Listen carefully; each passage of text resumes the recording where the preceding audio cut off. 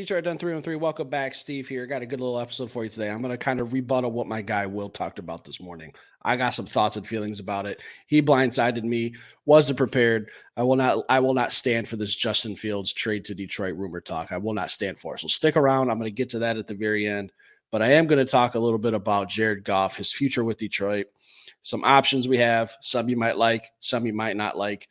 I'm going to play right down the fence here. I'm going to play 50-50. I don't have an opinion. I will give my opinion at the very end if you care enough to stick around, that is.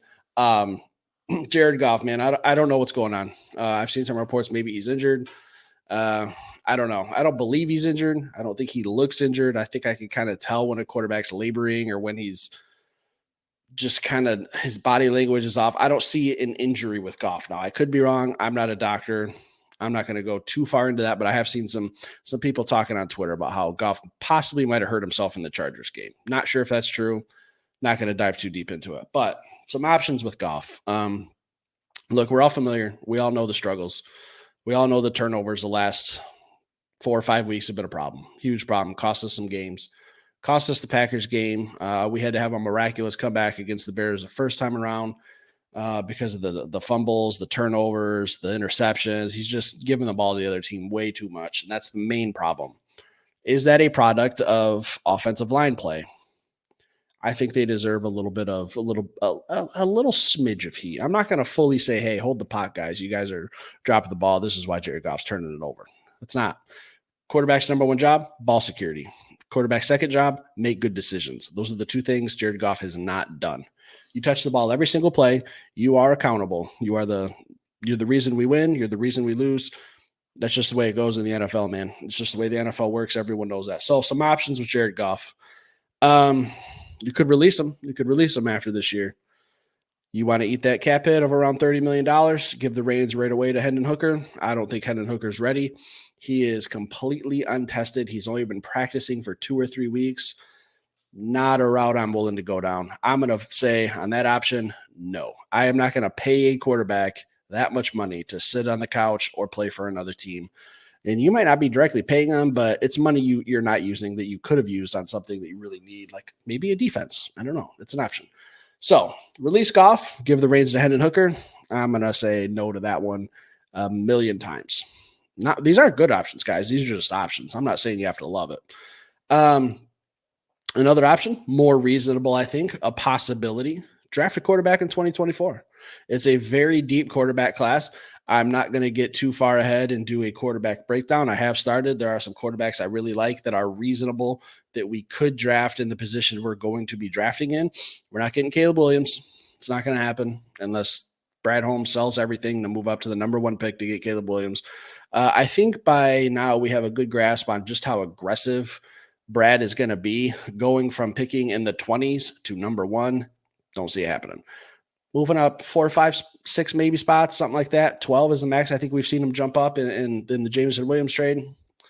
That's more reasonable for our range. Jumping up from, I think we're picking like somewhere in the 20, like 24 right now. Go from 24 to 1. You're going to have to give multiple first round picks to get that kind of return to get Caleb Williams. I'm going to say no to the trade. I'm on the fence when it comes to drafting a quarterback because here's this thing, and I'm just going to use this as an example. I'm just going to throw this guy's name out as a name that comes to mind. JJ McCarthy, Michigan quarterback. Know a lot about him. Watched the kid ever since he was in high school. Let's say you draft JJ McCarthy. He's in the same boat as Hendon Hooker. They're going to both be sitting on the bench next year as QB2, QB3. You're not going to see him. Jared Goff will still be on the team. Jared Goff is going to be making almost $30 million next year. You're not going to pay Jared Goff $30 million to ride the pine. Day 1 of training camp, there's no question it's going to be Jared Goff. He's the quarterback. So if you draft J.J. McCarthy, again, just an example, he's in the same boat as Hendon Hooker. You're just not going to see him next year. But I will say the leash will be short. If Jared Goff starts to struggle, if he goes on a stretch like we're on right now, Lions fans, the media, everyone will be talking about going to QB2, whoever that is, J.J. McCarthy, Hendon Hooker, whoever else. I don't know. I'm just throwing out names. J.J. McCarthy's not the guy I would have my eyes on. Again, that's just an example. Just kind of painting the picture for you guys a little bit, letting you think about it. Is drafting a quarterback in the 2024 draft an option? Yes. Is it a good one? In my opinion, no. Option number 3, Will. Buddy, you caught me off guard this morning when I was watching that. As soon as I saw the thumbnail, I was like, "This, my man, you can't be serious about trading for Justin Fields." I do not believe in Justin Fields. I think he's a phenomenal athlete, probably one of the most athletic quarterbacks in the NFL today, probably right up there with Lamar Jackson. He's a problem with his legs. Dependability is my issue with Justin Fields. Don't even think he's played a full season yet. He gets banged up. He misses some games, misses some times. I could be wrong on that. I didn't look. My apologies. Not a huge fan of Justin Fields. Not. He's not an elite passer. He's not an elite passer for me. He's an elite athlete. But when I have to say, when I'm just looking at Justin Fields in a pocket and he has to make a pass, I don't see him doing anything that a lot of other quarterbacks in the league can't do. I don't want to compare him to someone and get hammered. I'm not in the mood for a hammering in the comments, guys. But Justin Fields is a pass for me. And on top of that, I'm not giving up draft capital to the Chicago Bears in my division that I'm going to be competing with forever to build their team. They are on a very good path. I really like the path of the Chicago Bears. If I step aside from my Lions fandom, I can look at the Bears and say they're building it the right way. Is Justin Fields their guy? I don't know. But here's the deal.